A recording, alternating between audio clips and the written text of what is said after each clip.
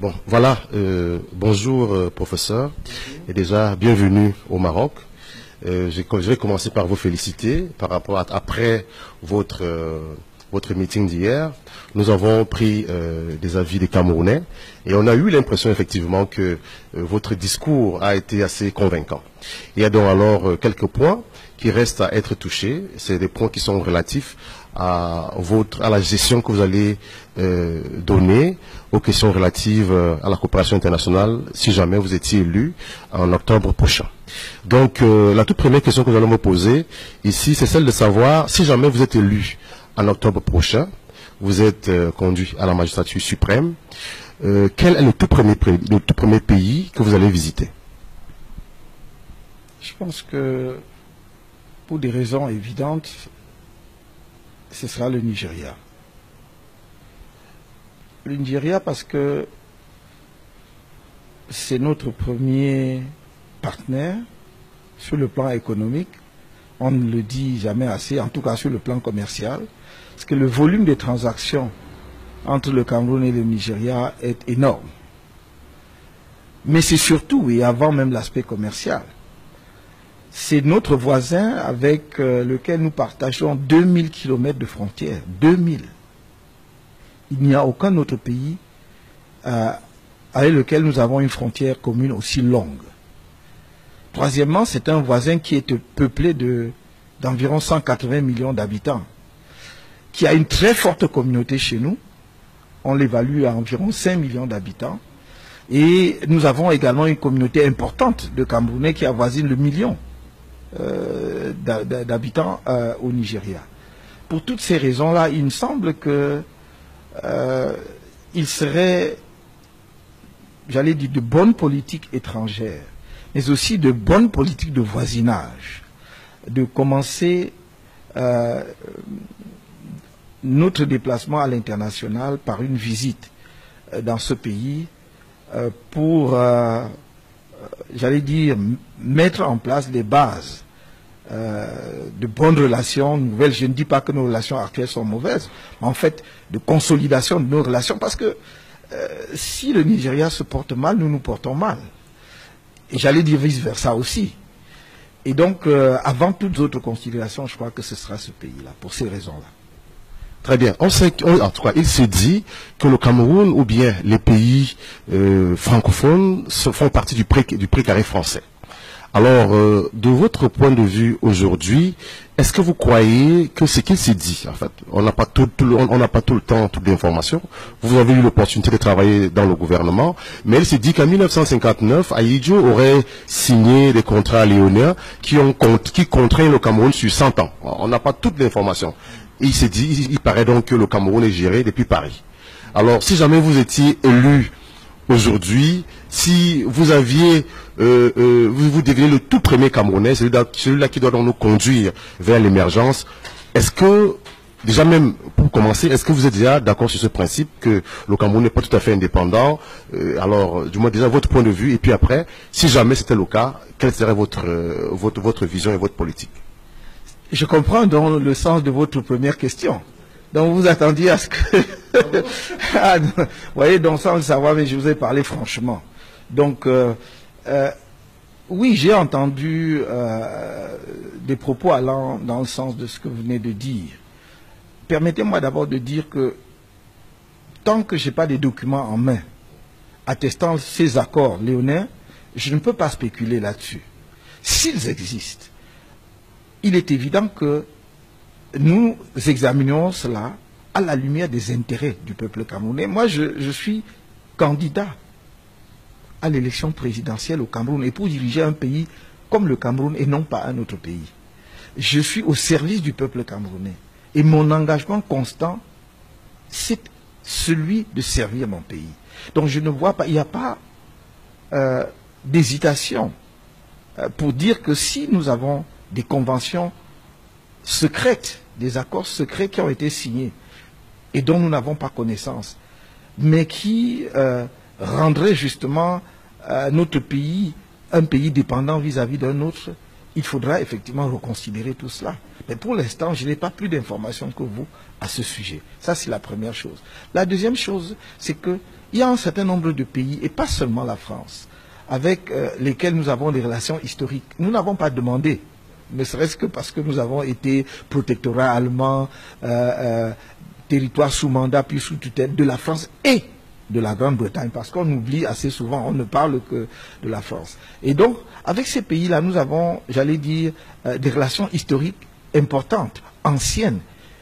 Un certain nombre de pays, et même pas seulement ces deux, je pense à des pays comme les États-Unis et aujourd'hui de plus en plus un pays comme la Chine, ont des intérêts qui sont importants au Cameroun. Nous ne pouvons pas les ignorer. Vous avez si bien dit tout à l'heure, nous vivons dans un monde global et on ne conduit pas un pays comme si on était une île isolée. Donc nous allons devoir affronter ces relations-là et voir dans quelle mesure ces relations vont dans le sens des intérêts de notre peuple et de notre pays.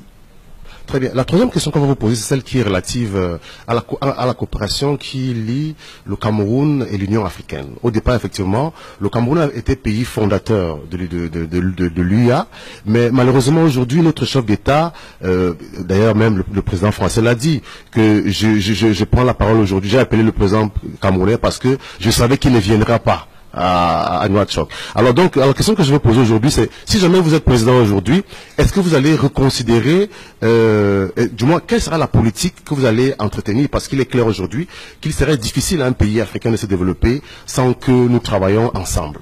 Non, mais c'est évident, et c'est également important de relever cela, c'est évident qu'un nouveau dirigeant camerounais qui veut moderniser le pays, faire rayonner le Cameroun, ne peut que se fixer comme priorité de reprendre la place et le rôle important que nous avons joué naguère au sein de l'Organisation de l'Unité africaine. Comme vous l'avez dit, nous sommes un des membres fondateurs de cette organisation. Notre pays a une influence considérable pendant de longues années, pendant plusieurs décennies, au sein de cette organisation. Et il ne vous a pas échappé que nous sommes le seul pays à avoir eu 2 secrétaires généraux successifs de l'OUA. C'était en raison du rayonnement et du respect qu'inspirait à la fois notre chef d'État et notre pays, en raison justement de l'importance de son développement économique.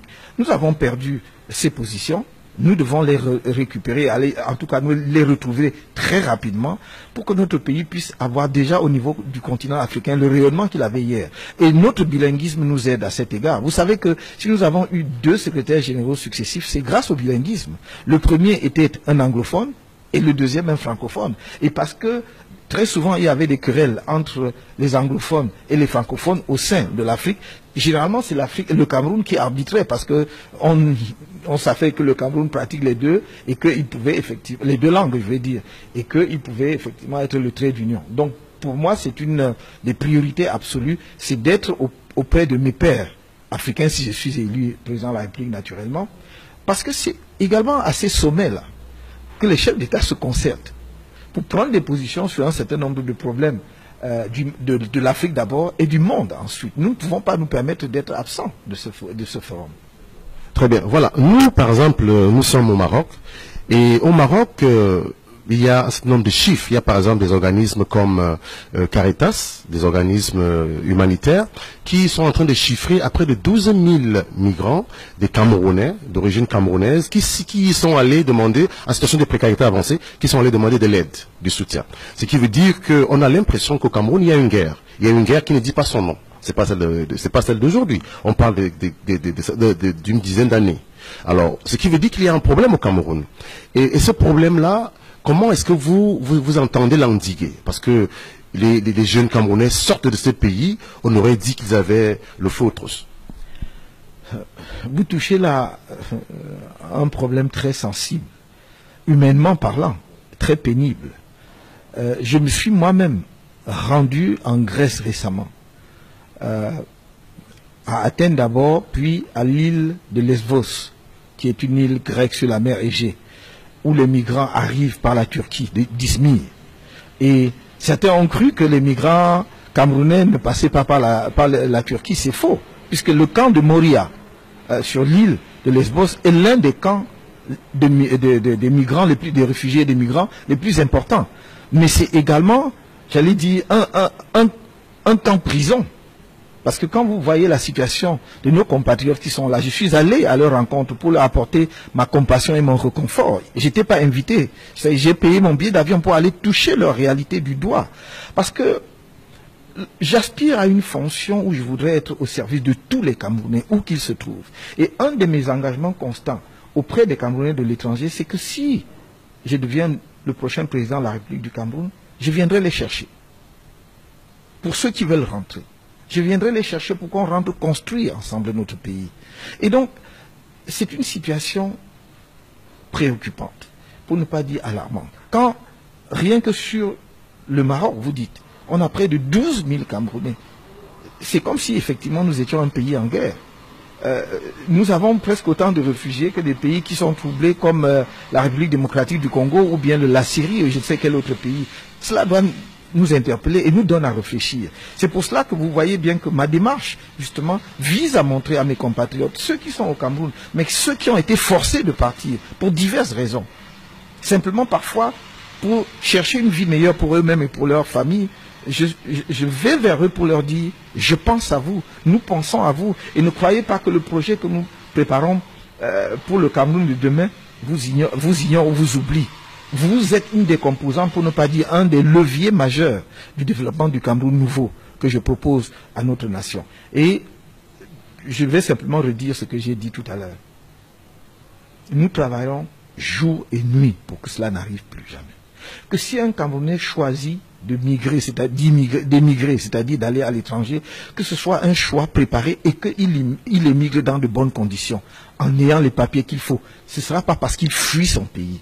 Ce sera parce qu'il a envie d'aller voir ailleurs. Parce que nous n'allons pas non plus dire qu'il ne faut pas que les Camerounais voyagent. Non, c'est normal dans un monde global que l'on se déplace, que l'on s'installe ailleurs, mais que l'on s'installe dans de bonnes conditions, par choix raisonné, et parce qu'on remplit les conditions de l'immigration. Croyez-moi, je n'aurai pas de repos tant que je n'ai pas réglé ce problème, parce que c'est un drame humain que je ne peux pas supporter. J'ai vu des camps avec des jeunes filles.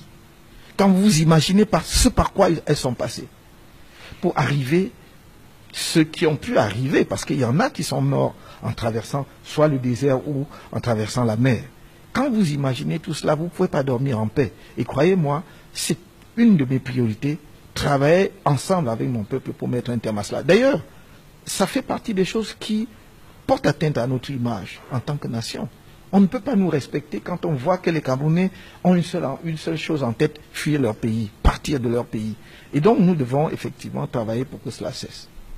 Alors, par exemple, ici au Maroc, il y a des nationalités qui bénéficient d'un certain nombre de facilités. Par exemple, des pays comme la Guinée, des pays comme la Côte d'Ivoire, des pays comme le Congo, ils peuvent se permettre effectivement de venir au Maroc sans prendre de visa. Mais malheureusement pour les Camerounais, cela reste une épreuve extraordinaire. La difficulté est égale à aller chercher un visa pour aller en Europe, puis c'est pas aux États-Unis. Alors, du moins, quelle est votre vision par rapport à ce qui est lié à la diplomatie camerounaise? On a l'impression qu'on a une diplomatie qui est muette, on a une diplomatie on ne sait pas trop exactement ce qui se passe, pour ne pas donner des qualificatifs. Alors, comment est-ce que vous pensez, comment est-ce que vous entrevoyez, par exemple, la coopération de manière à ce que le passeport camerounais du moins redevienne un passeport compétitif, un passeport compétent, je veux dire une nationalité qui est respectée. C'est bien ce que je disais tout à l'heure. Moi, je ne vais même pas limiter cela au Maroc. C'est en fait toute notre diplomatie et notre politique étrangère qu'il faut revoir pour que, comme vous l'avez dit tout à l'heure, la nationalité camerounaise, le passeport camerounais, la citoyenneté camerounaise soient respectées. Les facilités d'accès dans un pays dépendent des relations diplomatiques que ce pays a avec un autre pays.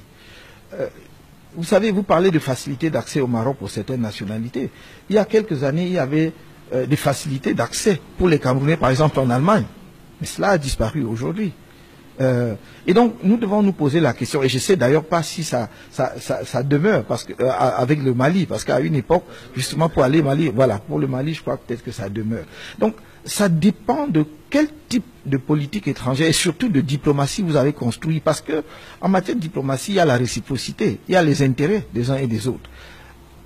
Peut-être que si un pays A accorde des facilités d'accès sur son territoire aux ressortissants d'un pays B, c'est parce que la réciproque est vraie, d'une part. Et d'autre part, c'est parce que ce pays a intérêt à ce que les citoyens de ce pays-là accèdent facilement, parce que peut-être par leur comportement, ils ne constituent pas une menace à la stabilité, à la paix, à la sécurité dans ce pays. Aussi peut-être parce que il pense que le niveau des relations, d'échange économique qu'il a avec ce pays-là lui permet de les accueillir. Parce que c'est aussi de cette façon-là que l'on permet à ceux qui viennent chez vous d'être en quelque sorte les ambassadeurs de ce pays-là lorsqu'ils rentrent chez eux.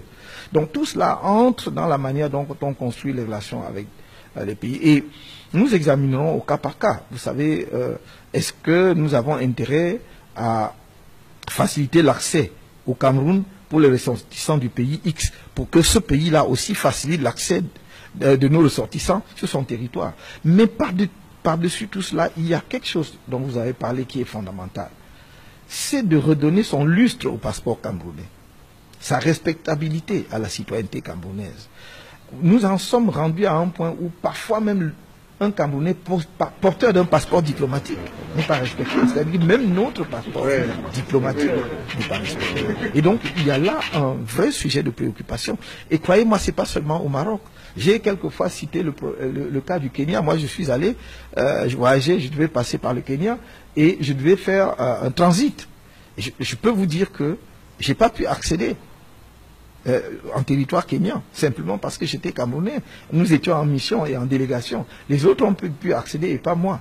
Donc c'est la preuve supplémentaire que nous avons un travail important à faire, d'abord de crédibilisation de notre passeport, mais également de respect à notre pays. Et on n'obtient le respect des autres que parce que quand ils viennent chez vous, ils voient que vous êtes respectable. Donc il faut améliorer le développement de notre pays. Je crois que nous avons aussi souffert de ce que les Africains ressortissants d'autres pays ont usé et abusé de notre propre passeport. Parce que notre passeport était respecté. Et comme il était respecté, les gens ont fait du faux pour effectivement exploiter notre passeport contre nous, puisqu'ils ont posé des actes qui étaient répréhensibles. Et à partir de là, on a considéré que les Camerounais n'étaient pas crédibles ou respectables. Nous devons travailler à tout cela. Parce que nous devons aussi identifier des pays dont les citoyens, effectivement, abusent de notre passeport pour parler avec eux et travailler avec eux. Mais, dernier point, nous devons sécuriser nos propres papiers. C'est-à-dire que nous savons qu'il y a des passeports qui sont difficiles à falsifier. Pourquoi nous fabriquons des passeports qui sont faciles à falsifier? Vous ne pouvez pas falsifier facilement les passeports des grands pays. Donc nous pouvons mettre les moyens, quitte à vendre le passeport un peu plus cher, mais pourvu que ce soit un document qui est sécurisé et que quand on le détient, on sait qu'on a un passeport qui va être respecté partout. Alors pour la dernière question, on va parler, aujourd'hui on est en train de nous faire entendre que au niveau de ce qui est relatif à la question anglophone, il y a des forces exogènes aujourd'hui qui manipulent nos frères et qui sont en train de poser, qui sont en train de mettre en cause la question de l'unité nationale et donc de la sécurité. Alors aujourd'hui, si vous étiez président, qu'est-ce que vous allez faire de manière particulière, de manière à ce qu'aucune force étrangère ne puisse manipuler un Camerounais contre le Cameroun ou bien contre notre Camerounais? Non, la question n'est pas de savoir ce que vous faites, pourquoi on ne manipule pas des Camerounais contre les Camerounais. La question c'est qu'est-ce que vous faites pour qu'aucune force étrangère ne s'ingère dans nos affaires, même indirectement par le biais d'autres Camerounais. C'est comme ça qu'il faut poser le problème. Et moi, je pense que si le gouvernement a des indications, qu'il y a des puissances étrangères qui utilisent d'autres Camerounais pour déstabiliser notre pays, c'est à notre gouvernement, c'est aux dirigeants de notre pays d'identifier ces pays-là et de faire ce qu'on fait sur le plan diplomatique. C'est-à-dire qu'il n'est pas permis, c'est une violation du droit international, de s'ingérer dans les affaires intérieures d'un autre pays, soit directement, soit indirectement. Et si un pays le fait, nous avons les armes, non seulement les armes diplomatiques, mais nous avons les armes du droit. Nous pouvons utiliser le droit pour mettre un terme à cela. Donc je ne comprends pas que l'on passe le temps à crier qu'il y a des puissances étrangères qui s'ingèrent dans nos affaires et on ne fait rien. Et donc du coup, effectivement, je me pose des questions. Est-ce que ce n'est pas de la manipulation? Et alors si ce n'est pas de la manipulation, cela veut dire que ces dirigeants sont responsables devant le peuple camerounais. Ils ne peuvent donc pas accepter que l'on déstabilise notre pays. Ils savent qui en sont les auteurs et ne font rien.